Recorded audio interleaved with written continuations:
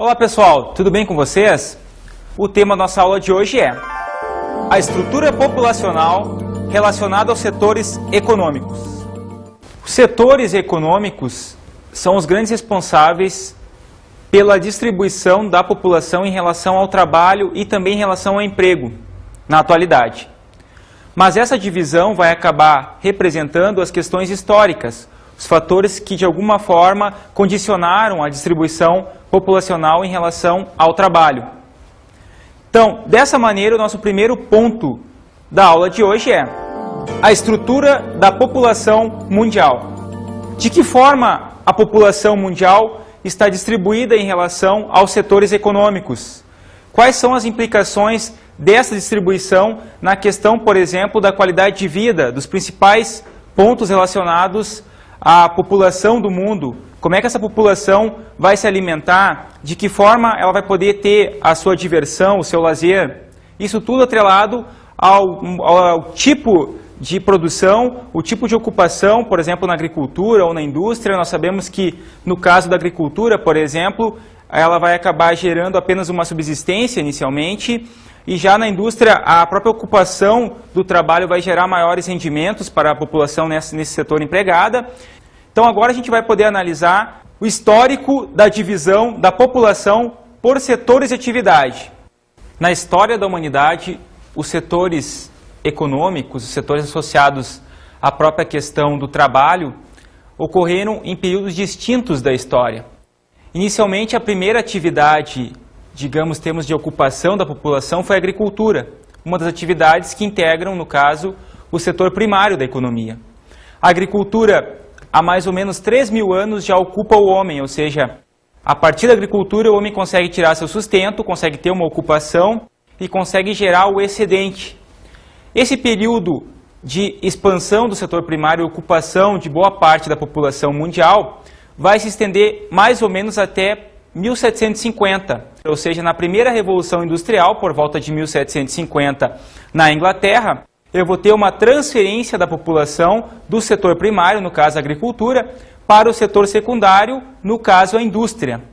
Obviamente que para que esse período fosse atingido em termos de desenvolvimento industrial da primeira revolução, a população que vivia até então no campo, vivia na questão do feudalismo, servia a senhores feudais, no caso, vai acabar migrando a partir de um processo de êxodo em direção às primeiras cidades inglesas que começam a se fortalecer em função principalmente da indústria têxtil. Então eu vou ter uma transição da população, essa população vai acabar chegando nessas cidades e trabalhando em condições muito precárias. Existem relatos históricos de que a população empregada já nesse setor secundário da economia, no caso a indústria, trabalhava até 18 horas por dia, não tinha direitos trabalhistas na época, vivia em condições de miserabilidade nessas grandes cidades já do período da primeira revolução na Inglaterra. E eu tinha inclusive o emprego de crianças no trabalho, uma coisa que hoje é considerada inaceitável para a questão do trabalho. A criança não pode trabalhar porque não tem idade psicológica, não tem idade física também, o seu corpo não está preparado para a questão do trabalho.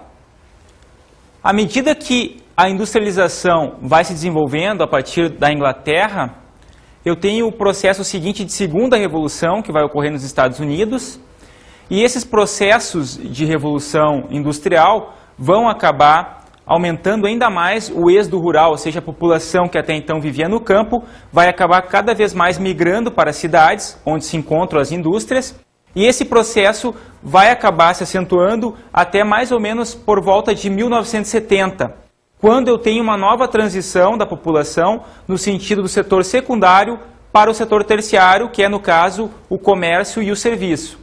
Então, a população vai acabar migrando para esse terceiro setor, no caso terciário, em função da expansão também industrial, mas porque as atividades industriais já começavam a necessitar, na verdade, de um fluxo maior de pessoas para atividades administrativas, para atividades na questão financeira também, como cuidar dos capitais, dos lucros das empresas. Então, cada vez mais as pessoas vão passar a trabalhar nesse setor terciário. e ao mesmo tempo eu vou ter também uma disponibilidade maior de empregos no comércio, ou seja, a partir da venda dos produtos gerados pela indústria, eu vou abrir novos postos de trabalho e hoje cada vez mais a população do setor terciário vai sendo difundida, vai acabar tendo uma migração muito grande e hoje em alguns países desenvolvidos, por exemplo, mais de 70% da população em idade para o trabalho está empregada no setor terciário da economia. Mas por mais que os setores acabem sendo diferenciados em termos de ocupação populacional, ainda assim eu vou ter a existência do setor agrícola, o setor primário, o extrativismo continua prevalecendo, continua existindo, claro que com diferenciações em termos de peso, em termos de participação da população ativa para o trabalho. Mas dessa forma nós temos que entender como está o quadro atual em relação à questão da divisão do trabalho.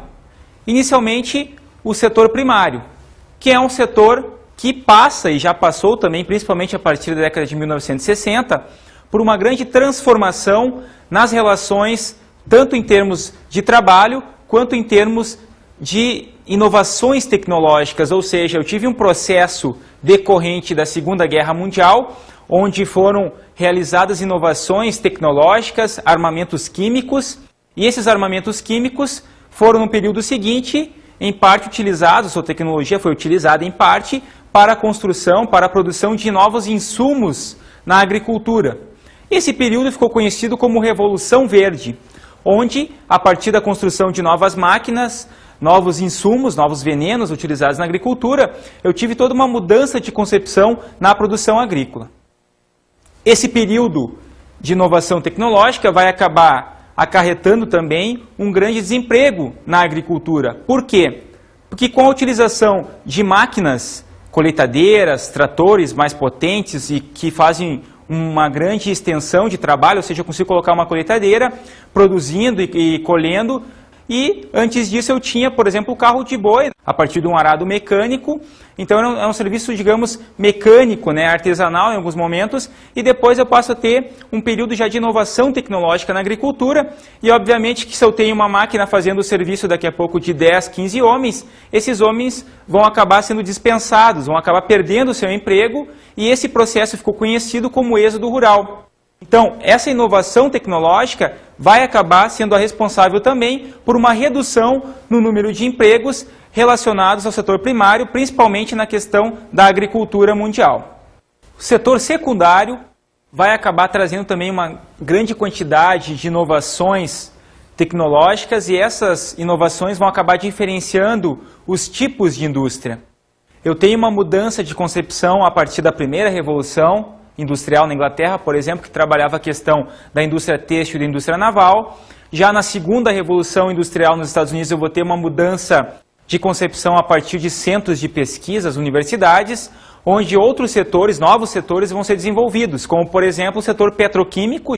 E também na sequência eu vou ter o desenvolvimento da indústria farmacêutica e química. Então, essas inovações tecnológicas, essas revoluções industriais, vão acabar tendo uma mudança também na concepção das indústrias, a partir das inovações tecnológicas e, obviamente, que o trabalhador tem que se adaptar a essas novas tecnologias.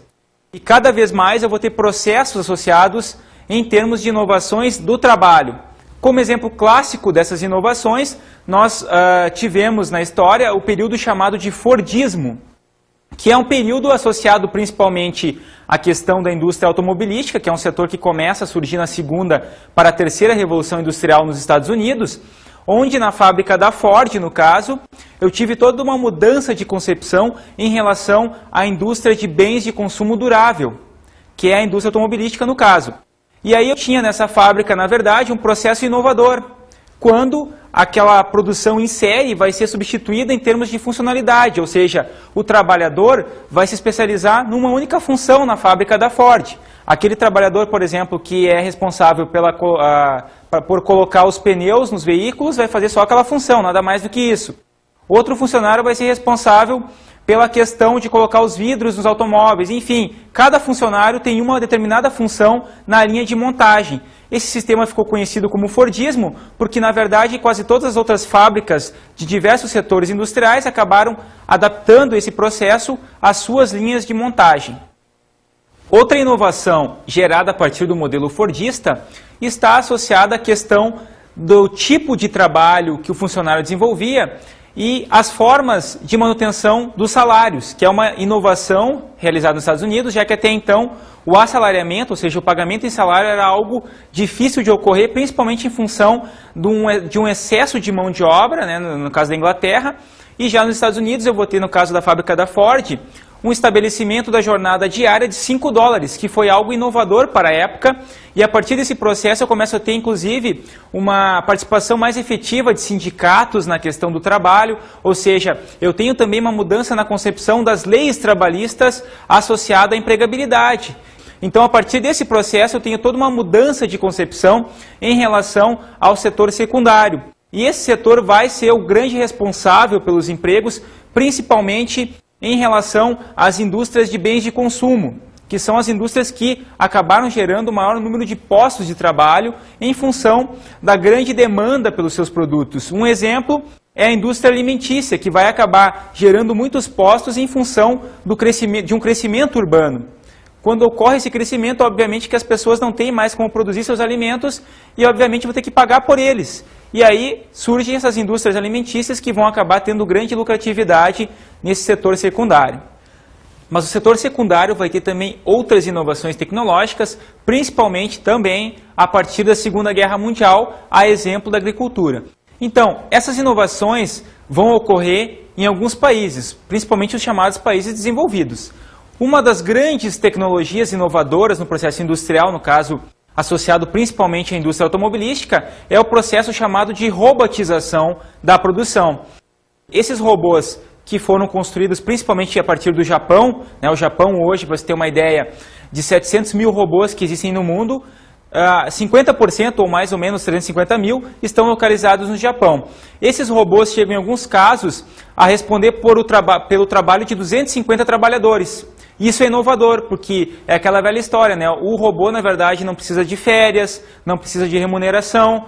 Então, é uma inovação tecnológica de alto custo, ou seja, o preço de um robô é algo anormal para os padrões da produção, mas eles têm uma alta tecnologia envolvida e, obviamente, que a produtividade e a qualidade também dos serviços da indústria automobilística aumentaram em decorrência dessas inovações, já dentro do período chamado de toyotismo, que é quando eu tenho uma nova concepção na produção industrial, principalmente em função de uma economia flexível. E hoje, cada vez mais, essa indústria de bens de consumo durável e também não durável vai acabar produzindo seus produtos em função da demanda. Ou seja, a partir de uma escolha de um produto, eu vou fabricá-lo. Porque até então, o que prevalecia, no caso, na economia mundial? Era a produção em série que não respeitava, na verdade, as demandas. E, obviamente, como decorrência desse processo, eu tinha muitos estoques que ficavam ociosos, que não tinham um preço de venda em função de uma baixa demanda.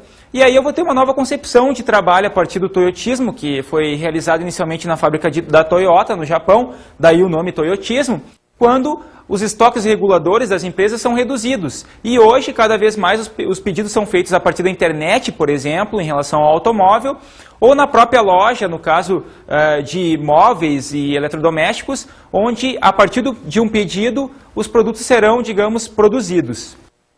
Mas e o setor terciário? Como anda nessas novas tecnologias empregadas? De que forma a população está inserida nesse setor?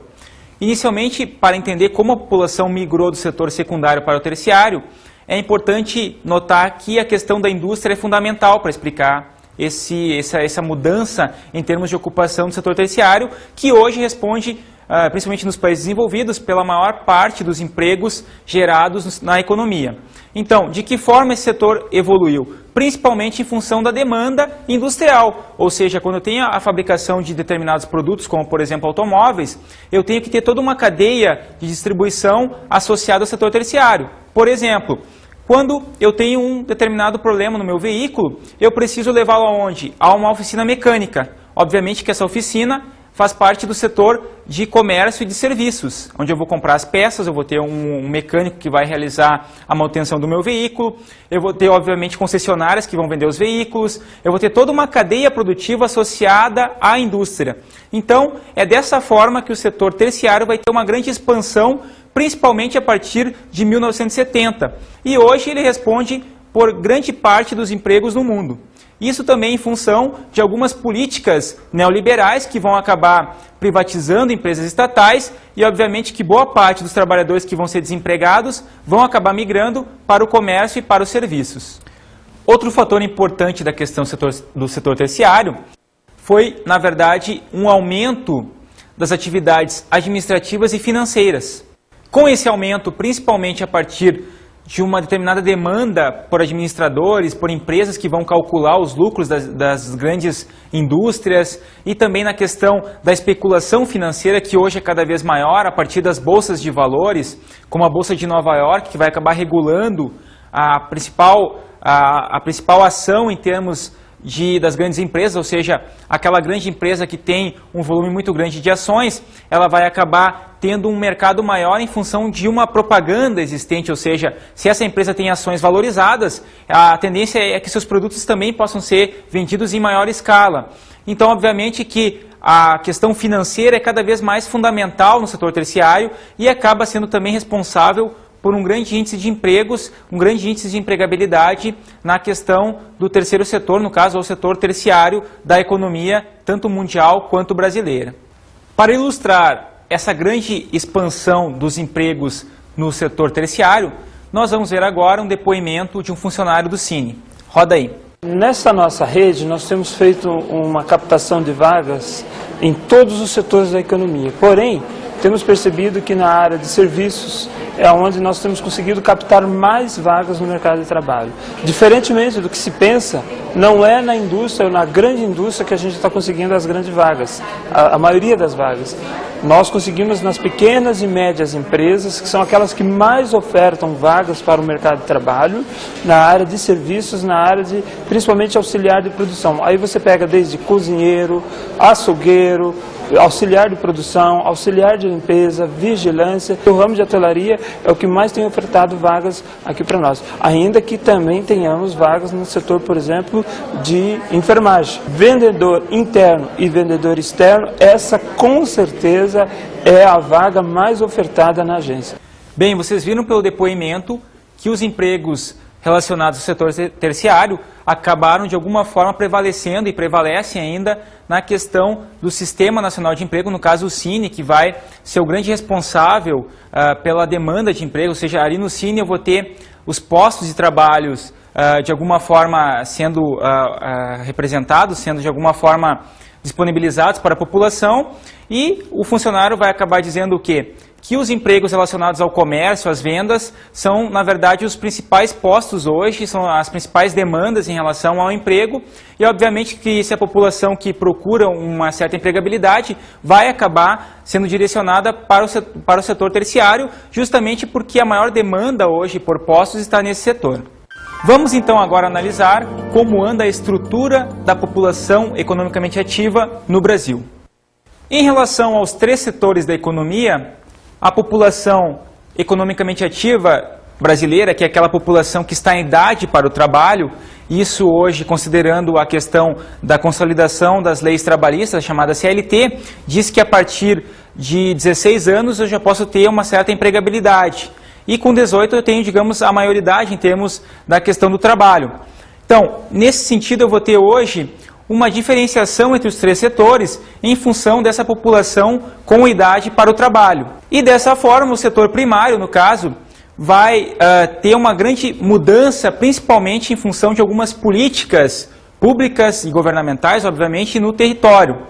Essas políticas, em termos históricos, vão acabar tendo pontos distintos em relação a esses diversos investimentos.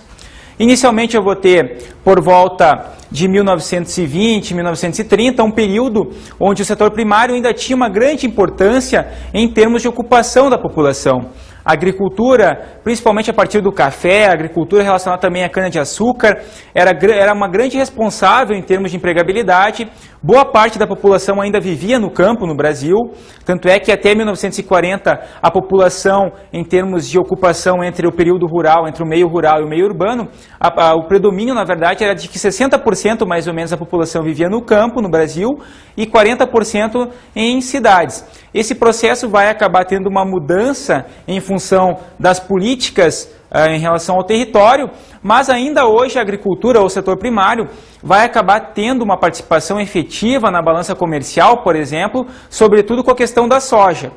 Em termos de evolução histórica, a agricultura vai passar por um processo de mecanização acentuada, sobretudo a partir da Segunda Guerra também, né? Ou seja, esse processo começa a ocorrer nos países ricos e depois chega aos países periféricos ou subdesenvolvidos, como no caso o Brasil. E esse processo vai acabar tendo uma consequência muito grave em relação também à questão urbana, quando, a partir de uma mecanização, na chamada Revolução Verde, a população vai migrar a partir do êxodo rural, principalmente para os grandes centros urbanos brasileiros. Só que esses centros urbanos não estavam preparados para receber essa população. E aí eu vou ter uma série de problemas ambientais decorrentes, entre eles a questão da favelização e da pobreza que vai, obviamente, surgir em áreas urbanas. Mas ainda falando em relação à agricultura, é interessante notar que, em relação a esse setor primário, principalmente, eu vou ter um processo onde a produção via mecanização vai se acentuar e, obviamente, que eu vou ter um aumento da produtividade em função dos insumos, dos venenos e também dos tratores e colheitadeiras, ou seja, da mecanização. Mas é um processo de duas vias. Obviamente que eu tenho um aumento da produtividade, mas, como consequência, eu vou ter um alto índice de desemprego a partir daí. Ou seja, se a população sofre com o êxodo rural e os tratores substituem o homem, eu vou ter cada vez um número menor de pessoas ocupadas em relação, no setor primário, no caso, principalmente em relação à agricultura e também em relação ao extrativismo. E essa população que vai acabar ficando no campo vai se contentar de duas maneiras. Uma maneira é trabalhando como agregado na fazenda, a fazenda monocultura, no caso da soja, que é um grande exemplo hoje, e no outro sentido, ela vai ter a possibilidade de se ocupar a partir da policultura, visando sobretudo a questão da subsistência, ou seja, a produção de alimentos para o sustento da família do agricultor. Já o setor secundário no Brasil passou por processos distintos de investimentos a partir de uma industrialização considerada tardia em relação aos países ricos, né, no caso. O que nós vamos ter é, no caso da década de 1930, com o governo Vargas, o processo inicial de industrialização a partir de um processo de substituição de importações, quando o país passa, a partir da indústria de base, a se desenvolver em termos industriais. Depois da indústria de base, eu tive os governos como Juscelino Kubitschek, e no caso também os governos militares, um desenvolvimento muito maior da indústria intermediária, que é aquela indústria que vai produzir as máquinas que vão ser utilizadas na indústria de bens de consumo, e no processo seguinte, principalmente a partir da década de 60, de 1960, um desenvolvimento mais acentuado da indústria de bens de consumo, da indústria de bens duráveis e não duráveis, no caso televisores, automóveis, computadores, enfim, um desenvolvimento que foi cada vez mais atualizado, e hoje grande parte das indústrias, entre os três setores, no caso, são indústrias do setor de bens de consumo, tanto duráveis quanto não duráveis. Por que isso? Porque a população, à medida que vai tendo uma maior renda, vai podendo consumir mais esses produtos, e hoje cada vez mais é também grande a presença de indústrias estrangeiras, as chamadas multinacionais, no Brasil. Uma grande diferença em relação à empregabilidade na indústria, no chamado setor secundário da economia, ocorreu principalmente na comparação entre a industrialização inicialmente, no caso, né, o período ali da década de 30, quando a população que estava empregada nas indústrias de base, principalmente, não necessitava de ter uma qualificação para conseguir um emprego. Já no período seguinte, principalmente a partir da década de 60 e também 70, eu vou ter uma população que cada vez mais tem que ser qualificada para o trabalho industrial. Daí surgem projetos de qualificação para o trabalho, cursos técnicos, por exemplo, com incentivos dos governos militares, principalmente, que vão acabar, digamos, movimentando a indústria a partir da qualificação do trabalhador, uma qualificação cada vez mais constante, principalmente na região sudeste do Brasil, e essa qualificação vai permitir também maiores salários para os operários, para os empregados do setor secundário, setor industrial, sobretudo na questão da região sudeste do Brasil. Ainda em relação à questão do emprego no setor secundário, é interessante ressaltar que existe uma diferenciação hoje em relação à indústria de bens de consumo durável e não durável na questão dos postos de trabalho que foram, na verdade, e são ainda disponibilizados, principalmente no que diz respeito à questão tecnológica, ou seja, Como a maior tecnologia empregada está no setor de bens de consumo durável, no caso, como automóveis, eu vou ter, obviamente, nesses setores, um número menor de empregados em função de uma robotização, uma mecanização acentuada da produção. Já em relação ao setor de bens de consumo não duráveis, como, por exemplo, uma indústria de alimentos, eu vou ter um número muito maior de empregados em função de uma automação que não é tão grande quando comparada ao setor mais tecnológico, no caso, indústria de automóveis, por exemplo. Então, existe uma diferenciação em número de postos de trabalho e isso vai se refletir também nos salários, ou seja, aquele funcionário que trabalha em uma indústria que tem alta tecnologia envolvida vai acabar tendo uma maior remuneração, no caso, um maior salário, no caso, se comparado com um funcionário de uma indústria de alimentos, por exemplo. E o setor terciário, na verdade, hoje vai apresentar uma grande atuação em termos de empregabilidade. Mas esse processo, na verdade, é um processo histórico, ou seja, a partir de uma demanda industrial, o setor de comércio e serviços também teve uma expansão. E hoje, para você ter uma ideia, no Brasil, ele já responde por mais de 50% da população economicamente ativa, ou seja, eu tenho um processo já de inchaço do setor terciário, sendo que as atividades administrativas e financeiras respondem pela maior parte dos empregos. O comércio, por exemplo, é necessário cada vez mais para vender os produtos originados a partir das indústrias. Esse processo de inchaço vai trazer também consequências graves na questão do trabalho, como, por exemplo, no que diz respeito à questão da informalidade, aquela população que não tem mais o seu emprego com carteira assinada e vai acabar migrando para o setor informal, trabalhando como camelôs, enfim. E esse é um processo cada vez mais acentuado, principalmente nas grandes cidades brasileiras. Na verdade, esse é um processo decorrente do inchaço do setor terciário, daí o nome terciarização da economia. Boa parte da população economicamente ativa brasileira está empregada nesse setor e daí a questão do inchaço, da questão dos processos decorrentes desse fenômeno relacionado ao setor terciário da economia. Vamos ver então como anda a situação atual da questão do emprego no Brasil.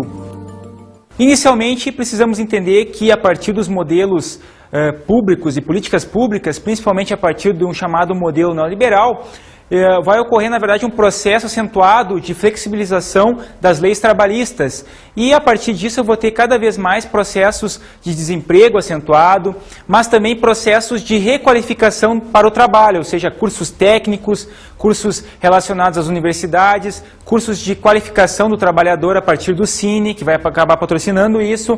Então, o próprio governo federal vai pensar na questão do emprego em função dos altos índices de desemprego. Então, é preciso cada vez mais que a população esteja qualificada para o trabalho, mesmo quando desempregada, ou seja, por mais que eu não tenha emprego agora, talvez, se eu me qualificar, no futuro eu possa ter uma empregabilidade, desde que a economia continue gerando demandas, gerando lucratividade a partir das exportações e também do consumo interno.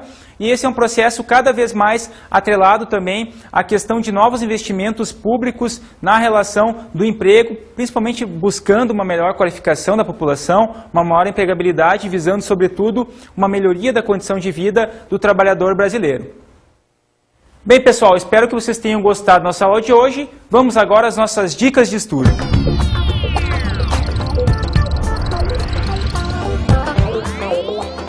Bem, pessoal, minha dica de estudo para vocês hoje é que vocês busquem fazer uma saída de campo, digamos assim, nas grandes cidades ou em todos os tipos de cidades, pode ser cidade pequena, em média, grande, enfim, buscando verificar em que tipo de ocupação a população do setor terciário está empregada, se existe ou não na sua cidade um índice de informalidade já grande, né, como é que a população acaba gerando o seu rendimento, né, e o que a gente consegue observar hoje é que nas grandes cidades a informalidade aumenta, principalmente quando a economia formal não consegue mais gerar postos de trabalho.